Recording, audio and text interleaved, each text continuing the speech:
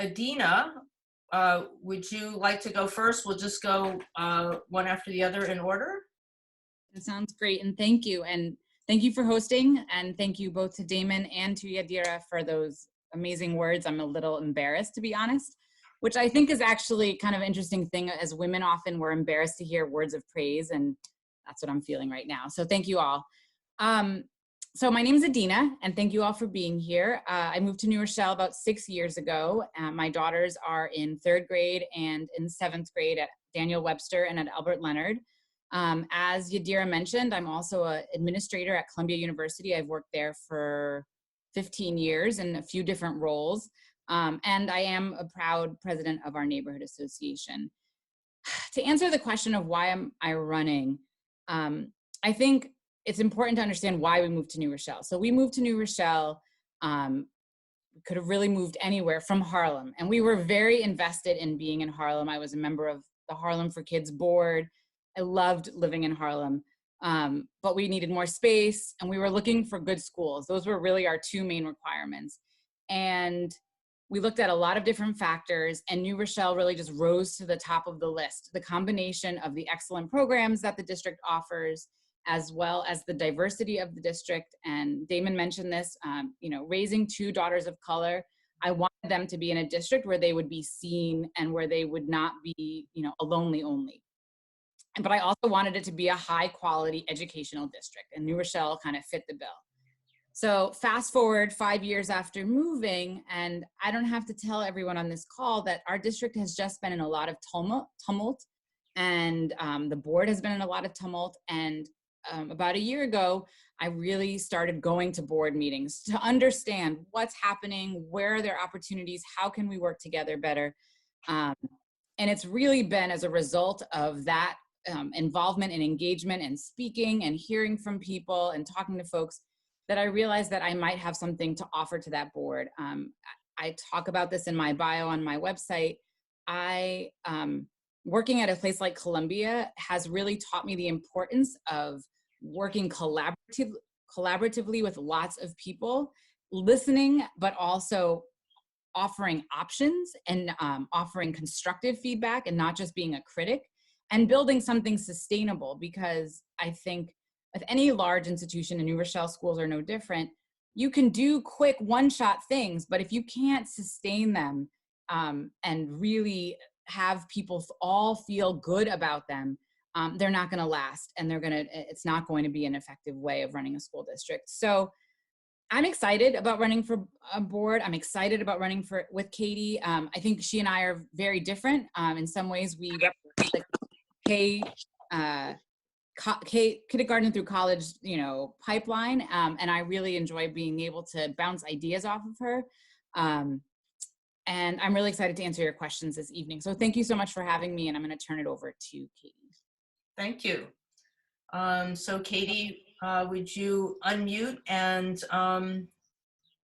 give a little introduction? Got it. Hi, everyone. Thank you so much for spending time from your beautiful day with us, getting to know us. I'm just really excited to have the opportunity to advocate for our school district. I see so much beautiful, brilliant best practices happening at my daughter's school board, where I have a kindergartner and a 3rd grader. And I think that, yes, our district has been in a tough place for a few years, but when I look to our future, I get so excited and optimistic about what's possible here. And as a mother and as a teacher, I just see that we could truly be the greatest school district in the entire nation. New Rochelle is such a unique place, and there's so much pride here. Anyone you talk to who grew up here, it's just this love, and it goes back generations, and it's that you want to stay here and live here forever and raise your children here, and you know your neighbors so well. And even in my daughter's classrooms, we all know each other. We have such a strong community here in New Rochelle.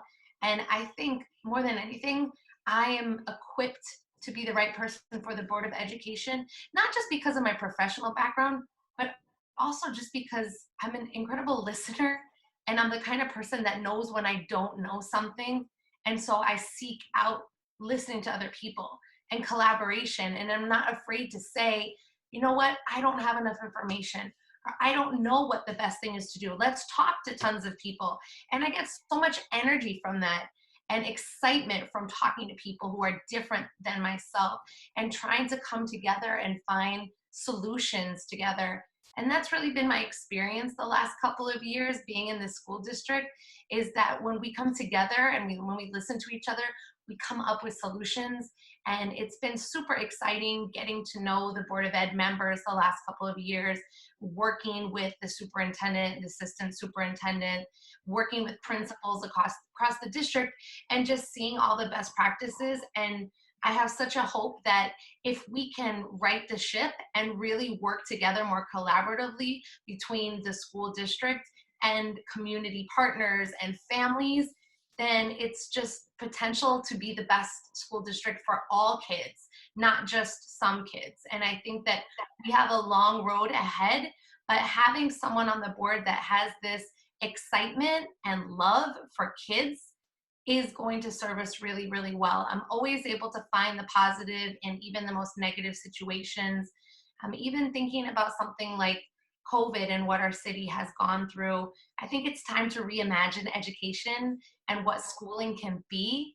And so I'm excited to be a part of finding solutions for New Rochelle together with families, together with students.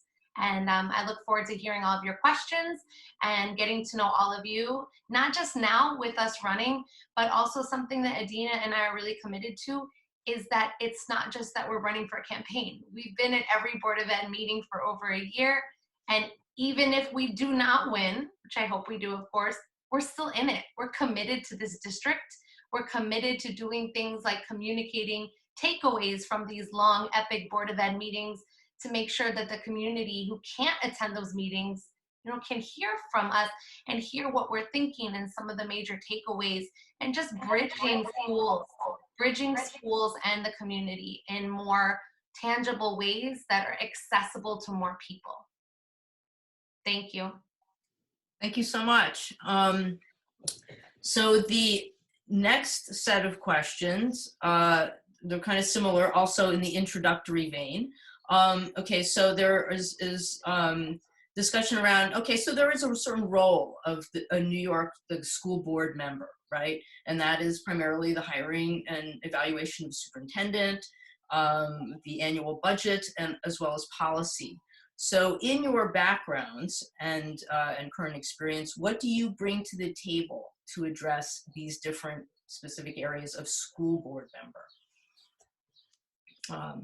Jump in, Katie. On the issue of hiring and evaluation of the superintendent, and I would say hiring practices in general, Yadira mentioned that one of my roles at Columbia is to help promote an excellent and diverse faculty. I work in the Office of Faculty Advancement, and a big part of our job is attracting an excellent workforce. And I think that there are things and lessons to be learned in terms of making sure that the workplace that you're making is a place that people want to work and want to be. And that's what we want here in New Rochelle as well. So I think that very much translates and is useful when I think about the duties of being on the school board. And the other is, our office manages, where I work, $100 million commitment toward faculty diversity.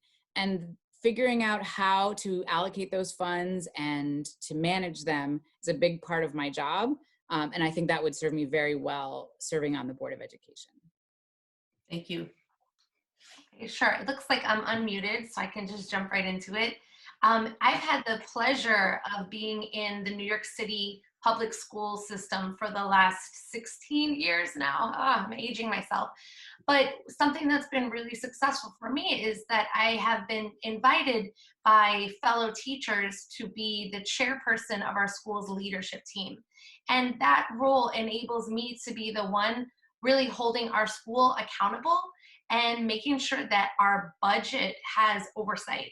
And so every few weeks we meet and I facilitate the meetings, and these meetings involve family leaders from our community that have kids in the schools and grandkids in the schools too, as well as our principal and administrative team.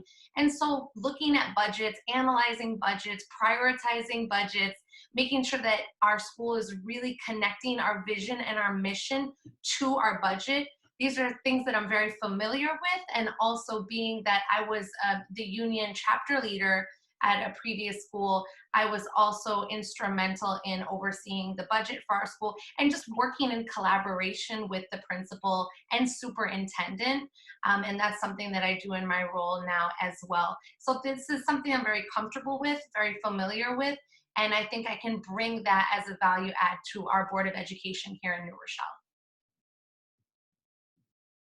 Thank you so much. Now, this next question you've partially answered, but I'll give you each a chance to quickly speak to it. The school board position is a volunteer position that is very demanding, and some members may participate minimally. That happens. What has your level of involvement been thus far, and how do we know you'll hang in there for the long haul? Because we're going to need it. I think I already mentioned that a little bit. Just the fact that, you know, we make a joke that the nights of Board of Education meetings, you might as well order food because we're there at everyone. And I've seen a lot of you at those meetings too. And I appreciate your commitment, those of you who are here tonight at this meet and greet.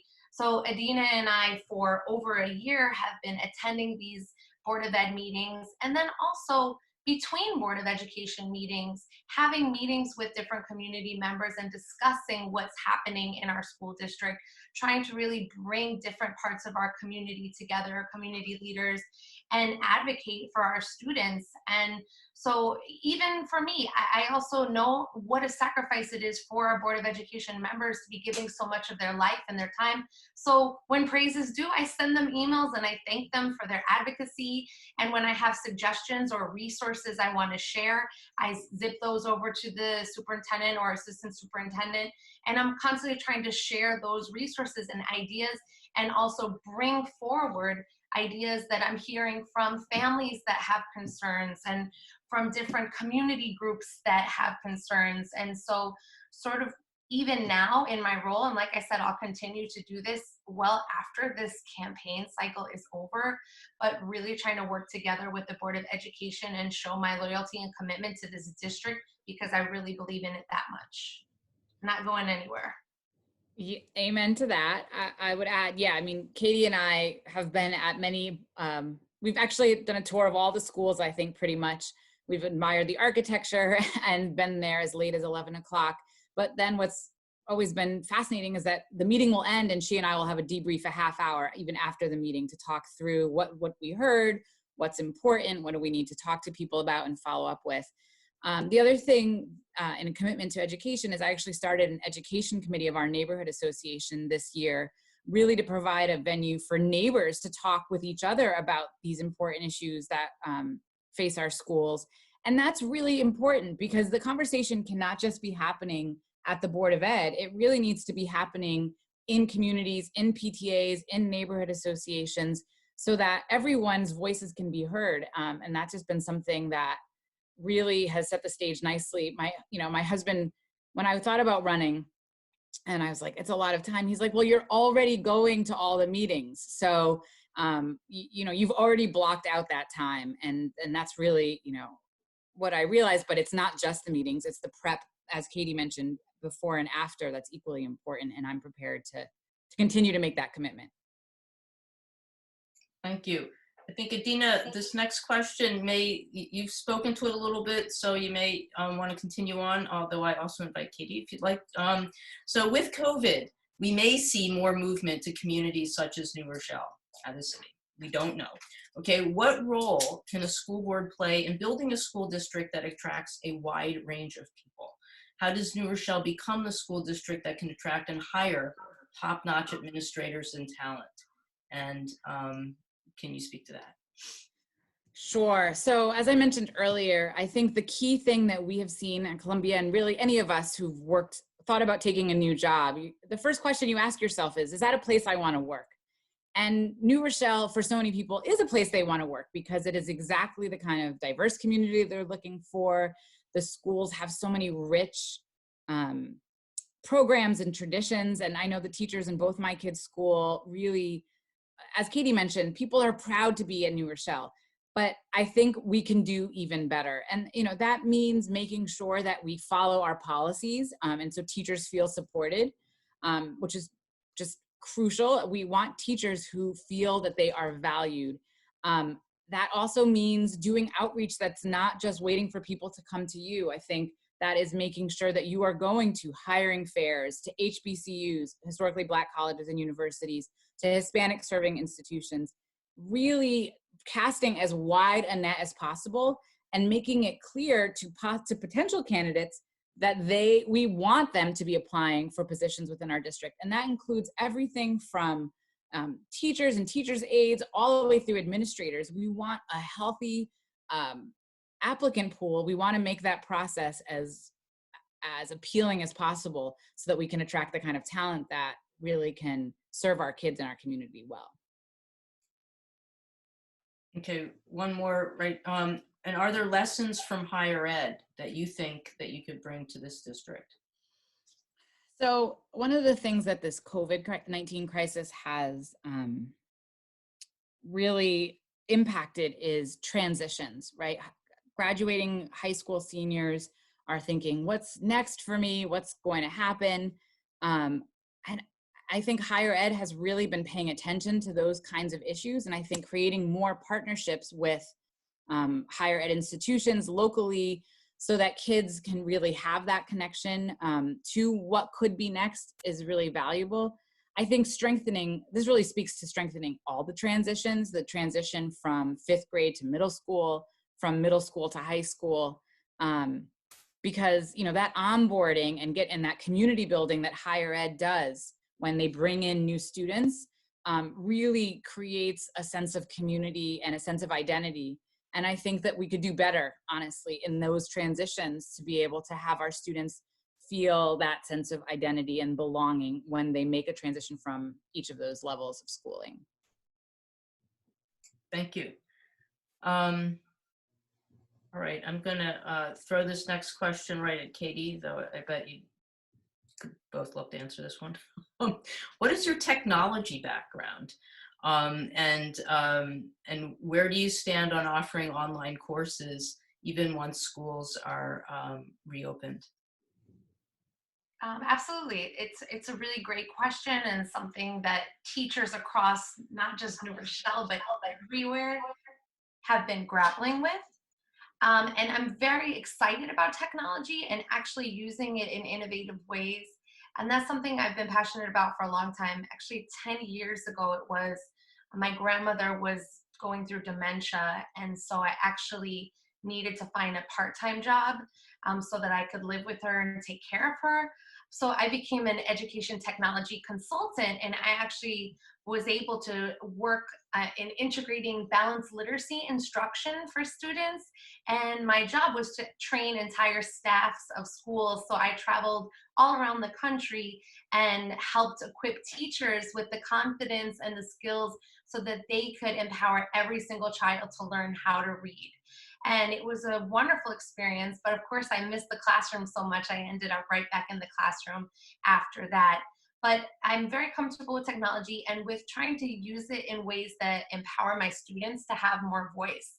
And so even right now, I've been helping other teachers at my school where I work at PS 105 in the Bronx, and helping them understand that when you let go of the reins and have the students rise and become teachers themselves and be researchers themselves, there's so much you can do. And it's a very exciting time right now. My students have options to even present their own Google slides or make a video presentation based on the content they've been learning, and then they give each other feedback on that. And I'm working with more teachers who are not as excited about technology. In fact, they've been having panic attacks. But it's so wonderful to see that because of our work together, now they're actually doing it, and the kids are more engaged and they're more excited to do our online classes. And even here in New Rochelle, I've gotten teachers that have asked me to jump in and help them with different things, and I've offered that support. to teachers here. And so it's something I love, I'm excited about, and I think it's just a way for our students to be more excited. And as a district, I'm also excited about using technology and data. Even right now, my school district is doing a deep dive data analysis and looking at who is coming to class every day, who's not coming to class. How can we disaggregate that data by students who might be in temporary housing, students who might be learning English as a new language, students who are living below the poverty line, and things like that. Why? So we can support them holistically and work with counselors and social workers. So when we talk about technology, it's not just, oh, here's a gimmicky fun thing to do online like a game. It's also really utilizing data in smart ways as a district to see which groups of students might need more support and how we can work together with the families as well. Pass it over to the technology queen, Adina. I think you answered much of what I would have said, especially I think I would just underline there are opportunities, I think, to collect data using smartphones, using other tools from students, from parents, to inform the practices of our district. I think that I'm really curious about parent and family experiences with District Learning 2.0. And I would love for the district to be more systematic in collecting that feedback from parents and from students. And I think technology is so powerful. My kids are taking right now an animation class that they're really enjoying. So I think it can be really engaging, but it also has to be done smartly. I think that one of the things about, District Learning 2.0, and I realized every district was thrown into the deep end, right, with very little advance warning, but my third grader interacts with 10 different platforms. And I would love for us to be really thoughtful about assessing how well that's going. How well is that going in a fundamental way of, are people having a hard time logging in? Are kids clicking out quickly because it's not really serving them? It doesn't really work. The interface is not great. And I can tell you that I have some feedback for the district on programs that my kid likes or doesn't like or can use easily or requires a lot of help from me as a working mom. I have to go and be like, let me help you log in again. I think it would be great if the district could be collecting that and using that to inform what kinds of software, what kind of platforms we're using, even beyond this remote learning period, because the data is available, the information is available, but we need to be collecting it. Thank you. I will say, as a tech person myself, as someone who works in technology for my job, I'm impressed by both of your abilities coming at it from different sides. So there's my bias. Anyway, here's a question, Adina or Katie.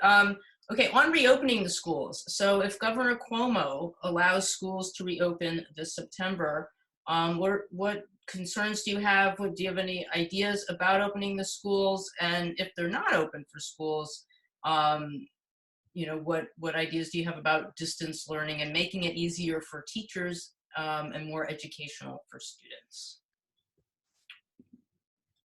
I'll take this one. Okay.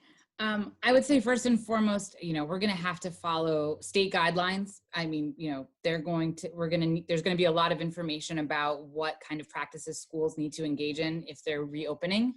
I think that it will be, how to put this? I think that keeping children and staff and teachers safe is going to have to be a priority, and I would make sure that our board really is mindful of that and looking at the best ways to do that. And as I mentioned just a second ago, in terms of improving on distance learning, I would be collecting feedback now from people who are engaged in distance learning, both students and their families, because we're sitting there at the table with our kids, and use that information to inform what any distance learning that might happen in the fall or in subsequent semesters would look like. Because we're having this experience right now.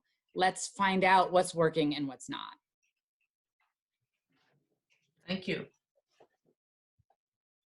All right, so I think first and foremost, I think it's easy, and I hear this all the time, we're all in the same boat. We're all in the same boat with COVID-19, but the truth is that's the farthest thing from the reality. And we're in the same storm. We are not in the same boat. All of our families are going through drastically different experiences right now, dealing with safety. And when I say safety, I'm talking about food scarcity, job scarcity, the unemployment.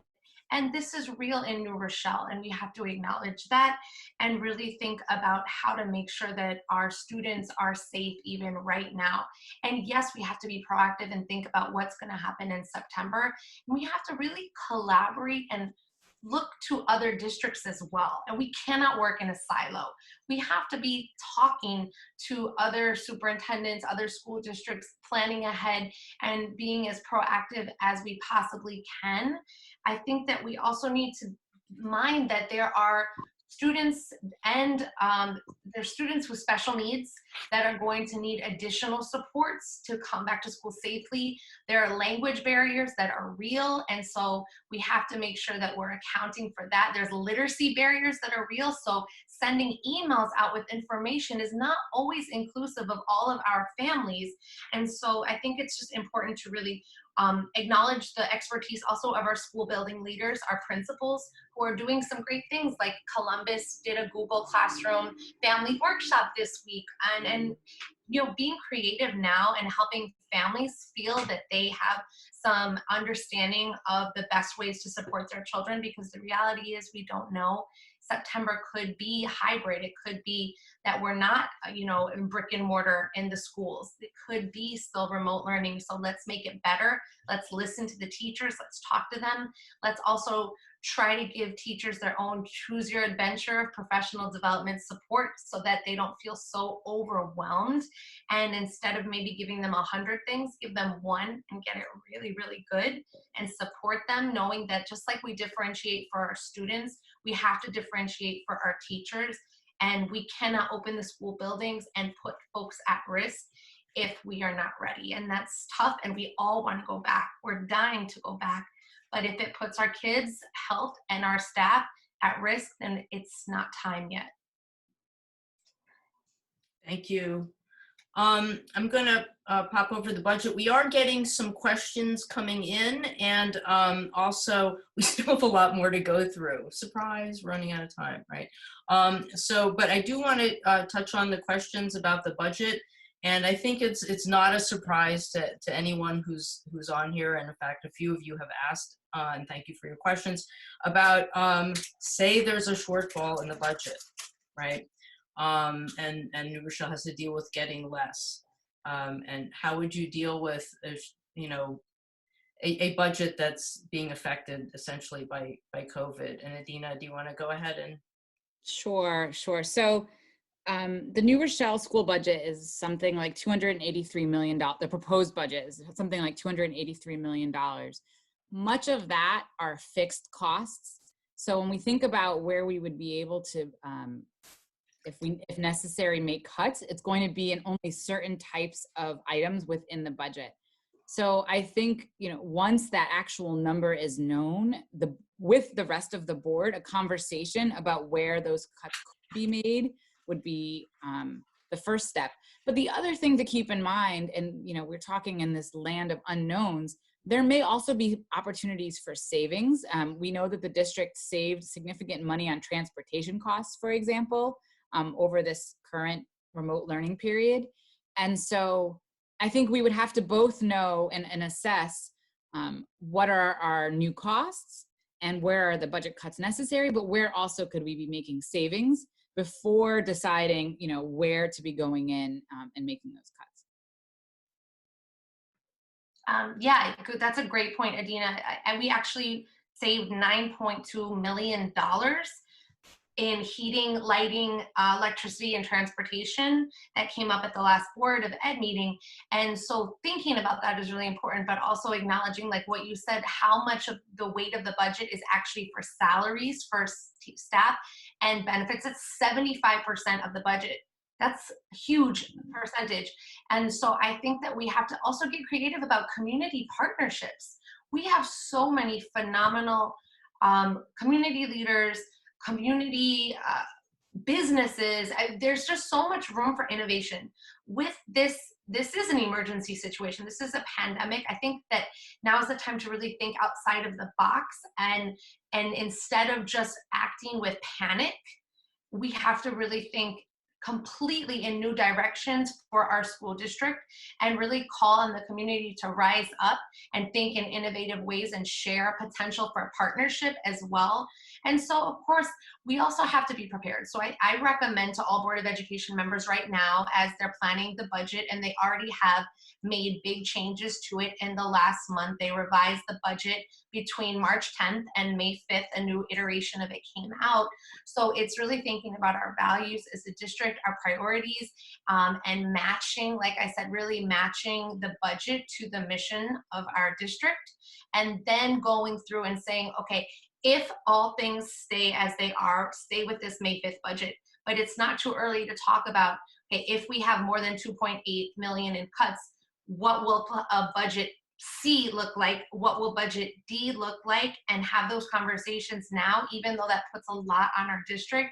I think it's better to be prepared now than have to be middle of the school year and realize that we have to cut staff, for example. That's not what we want to do. So we want to be as proactive as possible and really continue to prioritize the needs of our students, special education compliance, English as a new language compliance, especially those rights. Those are state mandated and federal rights that students have to services. So making sure that that would never get cut. Thank you very much. We're going to go on to the role of the board. So here's a question. So one of the responsibilities is the hiring and evaluating superintendent of schools. And what would you have done the same or differently as the board? And also, Katie, if you could just speak briefly to the question of a lawsuit that had happened. That question has come in. I can start with the first part and then let Katie answer the second, if that's okay. Perfect. I would have encouraged the board to follow its policies around the hiring of the superintendent. And as a board member, I would have firmly advocated for that. Yeah, absolutely. I'm not muted, right? Okay, so I definitely believe that more than anything, the school district has to follow its own policies and procedures and proper vetting. So I can't purport to say what I would do because I wasn't there and I didn't have all the information at the time. So I think that's important to note. But no matter what, we could talk about superintendent now or the one 5 years, 10 years, 20 years from now, we don't know what's going to happen. That's why there's policies in place that have been written, that are approved by the Board of Education, and the community sees all those. And it's just important to make sure that we're following those and that there's regular auditing of the policies, because if there are policies in place that are not working, then they need to be amended. And so I think that's something that needs to be done annually. And it's just to keep up and make sure that those policies are actually driving a positive culture in our school districts. Thank you. All righty. So, and did you answer the question about the legal matter, the lawsuit? Oh, I guess I'm sorry. Yeah, I didn't catch that, but I did just say that originally I, working alongside with many people in the community, was very disappointed because we did not feel that the Board of Ed was following their own policies, and we believe in the democratic process with checks and balances being key. And I realized though that there's so many ways for me to be involved in the school district, including the PTA, attending Board of Ed meetings, in communication with BOE members like I've been doing for the last year, and even running for a seat on the Board of Education. Those are positive ways to implement change in our community and be more proactive and collaborative. And so that is why I have been dedicating my time for the last year in that manner. Thank you. All righty. So many questions, so little time. Okay. What is one school policy that you support, and what policy would you change? And you can each take this, or you can pass it back. Realize we only have we have less than 10 minutes. So and a few questions I definitely want to try to get. I think I'll just reiterate what I said before, which I think a policy of collecting feedback, whether that's climate surveys at the school level to inform building leaders on what's working, what's not, definitely on remote learning 2.0. I feel like there's just a lot when we ask the board, how many people are engaging, what are people thinking of this? They're using anecdotal data, and I would love to have a more systematic way of collecting data. That would be my biggest policy change. Thank you. And for me, I guess the biggest policy change that I would make at this point in time would really be to find the best possible ways of working together with families. And I think that they already exist at certain schools, but not all of them. And so I think that that would be something really exciting that all of our principals and the Board of Ed and community could get behind, is really looking at which schools have the most family engagement. What are they doing to get to those maybe harder to reach families, and then find ways to share those best practices across all of our schools so that every single student knows that their family is being honored, they're being met where they are, and that we're also differentiating for our families. And instead of looking at them as a deficit, we're really looking at ways that we can meet them where they are and support them and empower them and help them to feel valued and engaged with the school district. Can I just add one thing to that? Because Katie just reminded me. I think the other policy, and I know Katie and I agree on this, would be to have functional committees so that people who want to engage with the school board have a way to do that can be in dialogue. Because I think something that my experience has been this year that's been frustrating is that the school board meetings allow for public comment, but not for public conversation. And I think a committee structure where people can really be in conversation with each other would be so valuable and would allow for some of the things that Katie just mentioned in terms of engaging with families. Thank you. Okay, you actually answered without realizing it a few other questions that people had. So that allows us to ask a question that just came in from someone. New Rochelle High School is perhaps the most important institution in the community. Therefore, finding and retaining an effective principal is critical. What experience and personal characteristics would you think are important in finding such a person? And is finding such a person a priority for you? Absolutely a priority. I mean, I agree. I think after the superintendent, the principal of the high school is the most important position, one of the most important positions in our district. I think that given what has gone on in our district, it is very important that it is someone who has experience in a district like New Rochelle. So that could be someone internal who has been who knows the district and knows the community, or someone who's worked in a similarly diverse, exciting, large school. I think that is so valuable for our district to have that at the helm of our high school. I'm sure Katie has other thoughts as well. I do. And in addition to that, I'm thinking a lot about the academic piece. And just at the high school level, how crucial it is. So, I mean, if I could have a wish list, just like magic wand, I would want that principal to be someone who's actually taught at the high school level as well and has that experience of being in the classroom so that they have the lens and understanding, because a principal is the instructional leader of a school. And I also think that this person, again, magic wand, needs to really have presence, because in a high school of that size, you're not just, running one building. You need to partner with the local police department. You need to partner with community partners. You need to partner with parents of all different backgrounds. You need to have partnerships even with, the BOCEs and colleges and universities. So it has to be someone that really has that presence and also the will. it needs to be somebody who wants to be in it for the long haul. Someone who wants to, you know, be in that role for years and years, even, you know, decades to come. I think that commitment and loyalty to New Rochelle is crucial. I agree. And yes, of course, that would be a priority. We need to be on that. Absolutely, that's a must. And it's such an exciting role. So I think that we will definitely be able to attract some great folks, and I'm sure that's already in the process. Okay, and we did get a question about specifically New Rochelle, since we're on the topic. And so what instruction would you recommend for American history, in particular the history of New Rochelle? And do you believe that the students of New Rochelle should visit the Thomas Paine Museum as they did prior to almost 20 years ago? Mm-hmm. Can I jump in? Is that okay? Sure. As a history buff and someone who loves teaching history, I think it is extremely important.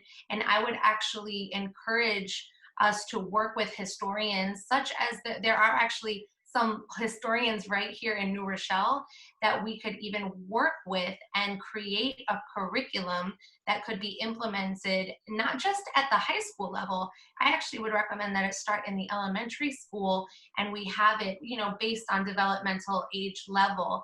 But I think that that would be important. How do we know who we are without knowing where we come from?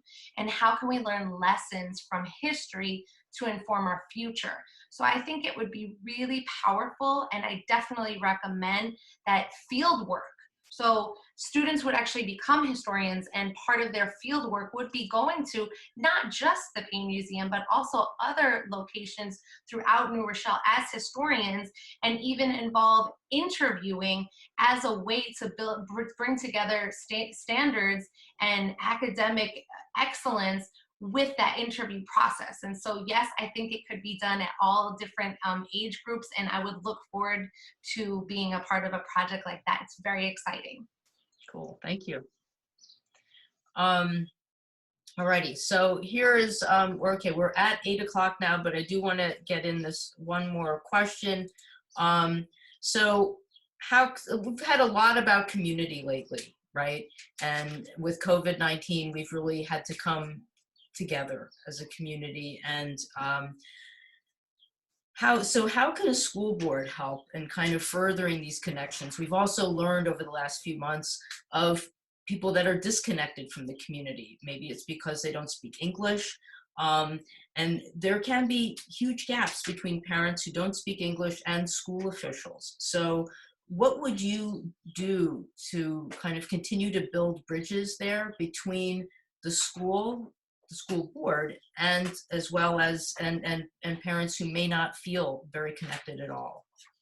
I can start because I know Katie has thoughts on this, so I'll make mine quick. I think that one thing that is really important for the school board to continue to do, and maybe the COVID crisis provides more of an opportunity, is to also go into communities, not rely on families to come to the schools, but to really push out a lot of what's happening to community organizations up throughout our city, but particularly in districts where either for transportation reasons or other reasons, families are not able to come to the schools as often. I think that is just such a great opportunity to really build the kind of trust that is crucial to getting families to be connected to the schools and to the district. And so there have been some baby steps toward that by having a meeting in the Lincoln school district and other things, but I would build on those kinds of activities to meet people really where they are.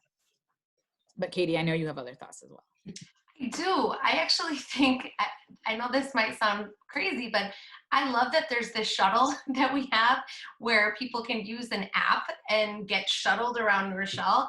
And I think to myself sometimes, wow, some of the schools are so far away. Even for myself, I live in District 3. I'm right behind City Hall in the historic Rochelle Park neighborhood, and Ward is far. It is so far. So I'm thinking, like, how could we come up with innovative ways to either pay taxi companies that are, you know, local businesses that we could support, or even work with the shuttle to provide transportation for families that might need it, and also just get the word out there too, by letting people know that Spanish translation is available at the Board of Ed meetings. Many people don't even know that. I think it would also be helpful to, just like we have SEPTA for our special education families and advocacy, I would like to see a similar group form for our families that are learning English as a new language, and just again partner with community groups and even have Board of Ed meetings in different community centers.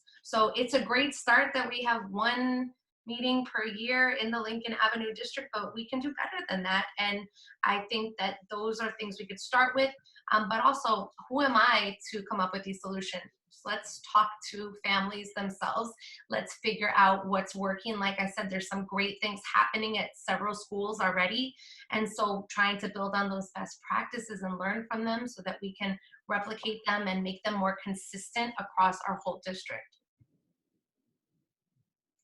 Thank you so much. I think that takes us a little beyond what I said I'd go to. So, but thank you everyone for all your questions. I know I didn't get to all of them, and my apologies. But Rhiannon, you wanted to take us out, or so we're wrapping up at this point. We'll wrap up. Just really quickly. Thank you, everybody, for those really interesting, great questions. I think that we covered a lot of territory in just an hour. I got a good feel for who Katie and Adina are, and like we said, there's many ways to follow up with them. This is not the last meet and greet. There will be candidates forms. We'll make sure that everybody has that information. Here's how you can, on the screen, you can see how you can contact them. Do it. They love it. I just want to say personally, I'm very excited for the future of our school district if Katie and Adina are part of this board. I'm excited for the future of my children's learning. You know, I love New Rochelle. I love the school district. I want my kids to stay in it. And I am excited to have these new voices and this new energy and this new power on the board, hopefully, fingers crossed. Especially in these crazy, uncertain times, I think we need people who are nimble, who are energetic, who are creative, and who are really quick to adjust to all these changes that are thrown at us. And I have full confidence that Katie and Adina are the right people to do that. So really quickly, thank you everybody for your time, and contact Katie and Adina if you need them. And that's it, we're out. Thank you so much, everybody. Thank you. Thank you. Everyone. Thanks for being with us today. We look forward to hearing from you. Thank you. Thank Please you. be in touch. All right. And they do love hearing from you. Yeah, if we didn't answer your question, we apologize. We'll definitely talk to you. Reach out to us. Thank you. Thank you. Good night, everyone. Bye. Right. Good night.